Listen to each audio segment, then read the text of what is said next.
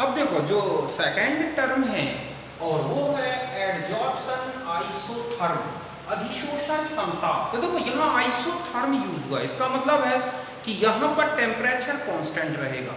तो हम यहाँ पर अगर इसको डिफाइन करें कि कांस्टेंट टेम्परेचर पर जो एक्सटेंट ऑफ एडजॉर्प्शन है और जो प्रेशर है, एडजॉर्बेट गैस का जो प्रेशर है उसका एक क्वांटिटेटिव रिलेशन ही क्या कहलाता है, एडजॉर्प्शन आइसोथर्म। समझ गए ना, कांस्टेंट टेम्परेचर पर एक्सटेंट ऑफ एडजॉर्प्शन और एडजॉर्बेट गैस के प्रेशर का एक क्वांटिटेटिव रिलेशन ही क्या कहलाता है बच्चों, एडजॉर्प्शन आइसोथर्म। अगर हम इसका एडजॉर्प्शन आइसोथर्म का ग्राफिकल रिप्रेजेंटेशन देखें तो आप देखोगे कि जैसे जैसे प्रेशर बढ़ाते जा रहे हैं एडजॉर्बेट गैस का एक्सटेंट ऑफ एडजॉर्प्शन बढ़ता जा रहा है। मतलब यहाँ पर यह है एडजॉर्बेट गैस का प्रेशर और यहाँ है x/m। तो पहले आप देख रहे हैं बढ़ता जा रहा है और एक कंडीशन ऐसी आती है जहाँ पर एडजॉर्प्शन अपनी मैक्सिमम वैल्यू पर पहुँच जाता है, मतलब एक्सटेंट ऑफ एडजॉर्प्शन अपनी मैक्सिमम वैल्यू पर पहुँच गया। वहाँ के बाद आप देख रहे हैं कि जो प्रेशर बढ़ा है लेकिन x/m नहीं बढ़ रहा है, इस पॉइंट को बोलते हैं सैचुरेशन स्टेट। मतलब ये कहें कि आइसोथर्म से स्पष्ट होता है कि सैचुरेशन स्टेट पर जो x/m है वो मैक्सिमम हो जाता है। उस समय ये माना जाता है कि जो सरफेस एरिया था, मान लिया जाए कि ये एक पार्टिकल है, फिर दो पार्टिकल हो गए, फिर इस तरह से तीन पार्टिकल, और यहाँ तक जाते जाते जो सरफेस एरिया है वो कंप्लीट क्या हो जाता है, कवर्ड हो जाता है। समझ गए ना, मतलब यहाँ से जैसे स्टार्ट हुआ तो पहले एक पार्टिकल, फिर दो, फिर तीन, और इस तरह से पूरा सरफेस एरिया जब कवर्ड हो जाएगा और हम ये माने कि एक यूनिमॉलिक्यूलर लेयर बनती है तो सरफेस एरिया जैसे ही कंप्लीट कवर्ड होगा वहां क्या मिल जाएगी, सैचुरेशन स्टेट। इसके बाद कितना भी प्रेशर बढ़ाएं x/m चेंज नहीं होगा।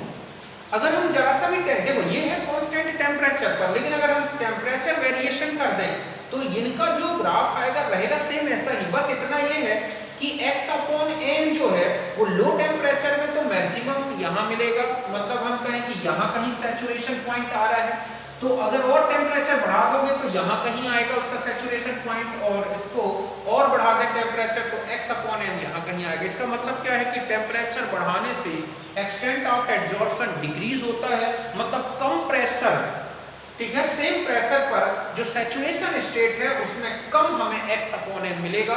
तो इस तरह से टेम्परेचर इंक्रीज करने से जो रेट ऑफ एडजॉर्प्शन है वो डिक्रीज हो जाता है। तो मैंने यहाँ ये लिखा है कि the relationship between extent of adsorption and pressure at constant temperature is called adsorption isotherm. From physical and chemical adsorption isotherms indicate, ठीक है, that an increase in pressure of the adsorbate gas, ठीक है, increase the extent of adsorption at saturation state adsorption, ठीक है, यहाँ लिखा है reaches at in its maximum value. समझ गए ना, जैसे ही क्या आ जाएगा, एक सैचुरेशन स्टेट x/m अपनी मैक्सिमम वैल्यू पे पहुंच गया है, फिर इसके आगे कोई ज्यादा एडजॉर्प्शन नहीं होता। तो बच्चों यही लिखा है कि स्थिर ताप पर अधिशोषण की मात्रा तथा दाब का एक मात्रात्मक संबंध ही क्या कहलाता है, अधिशोषण समताप। स्पष्ट होता है कि दाब वृद्धि से पहले x/m बढ़ता है और एक संतृप्त अवस्था में अधिकतम पहुंच जाता है। ताप अगर चेंज करते हैं तो अधिशोषण की मात्रा या जो उसका सैचुरेशन पॉइंट है वो कम हो जाता है। सेम प्रेशर रखा जाए तो x/m लो टेम्परेचर में सबसे ज्यादा होगा, जबकि हाई टेम्परेचर में क्या होगा, कम होगा। तो यहां तक आप समझ गए होंगे, आप इसे नोट कर लें।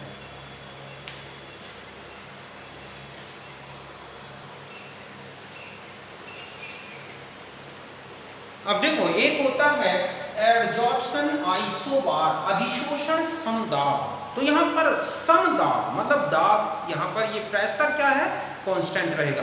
तो कांस्टेंट प्रेशर पर एक्सटेंट ऑफ एडजॉर्प्शन और टेम्परेचर, इनका जो क्वांटिटेटिव रिलेशन है इसी को क्या बोला गया है, एडजॉर्प्शन आइसोबार। समझ गए ना, कांस्टेंट प्रेशर पर एक्सटेंट ऑफ एडजॉर्प्शन और टेम्परेचर का जो रिलेशन है उसे ही हम क्या बोलते हैं, ठीक है, एडजॉर्प्शन आइसोबार। अगर आप इनके जब ग्राफ अभी मैं बनाऊंगा आप देखोगे कि जो फिजिकल एडजॉर्प्शन है उसमें जो एक्सटेंट ऑफ एडजॉर्प्शन है ना वो टेम्परेचर बढ़ाने से डिक्रीज हो रहा है, ऐसा क्यों होता है? क्योंकि टेम्परेचर बढ़ाने से जो एडजॉर्बेट और एडजॉर्बेंट के बीच में जो वंडरवाल फोर्सेस हैं उनकी स्ट्रेंथ डिक्रीज होने लगती है, मतलब जो हीट एनर्जी है उन दोनों को अलग कर देती है, उनके बीच के बॉन्ड को ब्रेक कर देती है।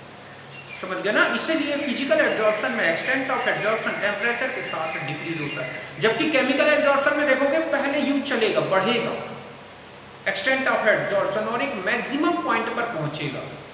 क्यों? क्योंकि केमिकल एडजॉर्प्शन एक केमिकल रिएक्शन है। जैसे ही आप टेम्परेचर बढ़ाओगे एडजॉर्बेट और एडजॉर्बेंट मॉलिक्यूल को एक एक्टिवेशन एनर्जी मिल जाएगी और वो ज़्यादा एक्टिवेट होंगे और उनके बीच में रिएक्शन फास्ट हो जाएगी, जिससे एक्सटेंट ऑफ एडजॉर्प्शन बढ़ेगा। लेकिन एक लिमिट के बाद टेम्परेचर के बाद वो डिक्रीज होता है, क्योंकि बहुत ज़्यादा हाई टेम्परेचर भी केमिकल रिएक्शन के रेट को कम करता है।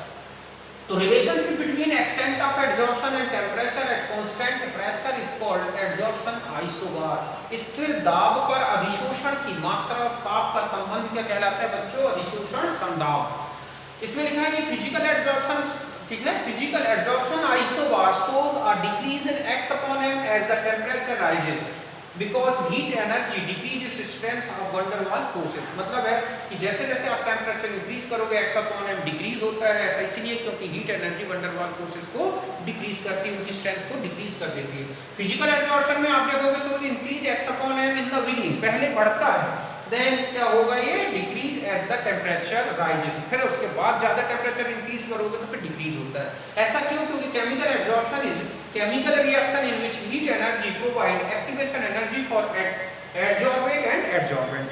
तो जो आप हीट एनर्जी देते हैं वो उनको क्या कर देता है? एक्टिवेट कर देता है, किनके पार्टिकल्स को? एडजॉर्बेट को और एडजॉर्बेंट, जिससे उनके बीच में रिएक्शन बढ़ जाती है। तो भौतिक अधिशोषण दाब से स्पष्ट है कि x upon m ताप वृद्धि से घटता है, क्योंकि उसमें ऊर्जा van der Waals बल की शक्ति को कम करती है। केमिकल एडजॉर्प्शन बढ़ता है पहले, क्योंकि पहले हम जो हीट दे रहे हैं उससे एडजॉर्बेट और एडजॉर्बेंट मॉलिक्यूल को एक्टिवेशन एनर्जी मिलती है, उनको एक्टिवेट कर देते हैं, रिएक्शन फास्ट हो जाती है। इसके बाद फिर वो क्या? डिक्रीज होगा। तो पहले आप इसे नोट करें।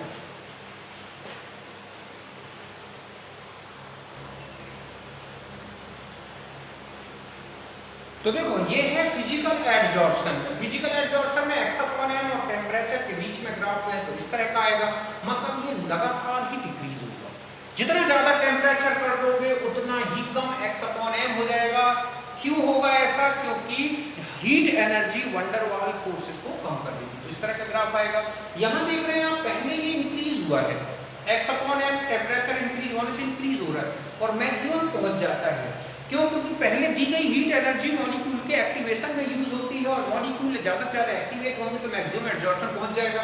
उसके बाद जो हीट है वो फिर इसको रिवर्स करने लगेगी रिएक्शन को, ऐसे में फिर एडजॉर्प्शन क्या हो जाएगा? डिक्रीज होता है। तो इस तरह से तो ये दोनों हैं एडजॉर्प्शन आइसोबार, मतलब इन दोनों में प्रेशर कांस्टेंट है, टेम्परेचर और x upon m के लिए ग्राफ है। तो आप इसे नोट करें।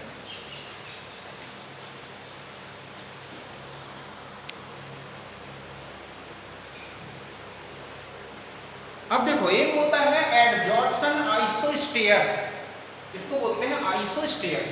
ये है अगर x upon m कांस्टेंट को फिक्स हो तो जो T और P का रिलेशन है वही है एडजॉर्प्शन आइसोस्टेयर्स। और हम जानते हैं कि टेम्परेचर और प्रेशर एक दूसरे के क्या हैं?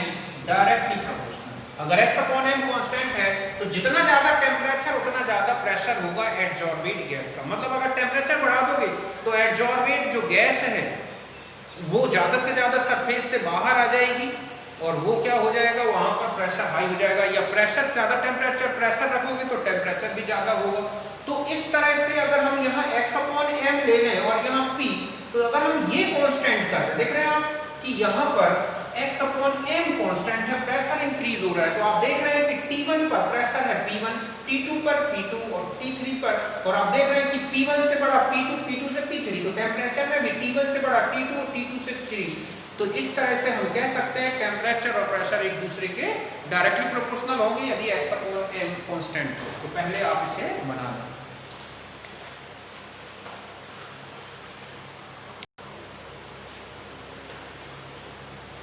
देखो और शॉर्ट में याद इस तरह से रखना है कि फिजिकल और केमिकल एडजॉर्प्शन में x upon m फंक्शन है प्रेशर का।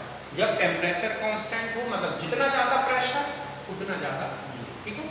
एक्स अपॉन एम फंक्शन है टेम्परेचर का, केमिकल एब्जॉर्प्शन में केवल ऐसा होगा जब प्रेशर कांस्टेंट हो, अर्थात जितना ज़्यादा टेम्परेचर उतना ज़्यादा एक्स अपॉन एम। कुछ समय के लिए तो है ही फंक्शन। पी फंक्शन है टेम्परेचर का जब एक्स अपॉन एम, जो अभी आपको ग्राफ में बताया मैंने, और एक्स अपॉन एम कांस्टेंट रहेगा हाई प्रेशर में जब कांस्टेंट टेम्परेचर हो, चाहे फिजिकल एब्जॉर्प्शन हो चाहे केमिकल। तो ये ऑब्जेक्ट के काम के क्वेश्चन है, आप इन्हें अच्छी तरह से याद रखोगे। तो इस तरह से मैंने आपको छोटे छोटे टर्म्स बताए जो कि हमारे एब्जॉर्प्शन में यूज होंगे आगे एक्सप्लेन करने के लिए, तो आप इनको अच्छी तरह से समझ लें, ठीक है। अब हम मिलते हैं नेक्स्ट वीडियो में जिसमें हम लेंगे, ठीक है, एब्जॉर्प्शन आइसोथर्म्स के डिटेल में। तो मिलते हैं नेक्स्ट वीडियो में, तब तक के लिए नमस्कार, thank you, bye, see you.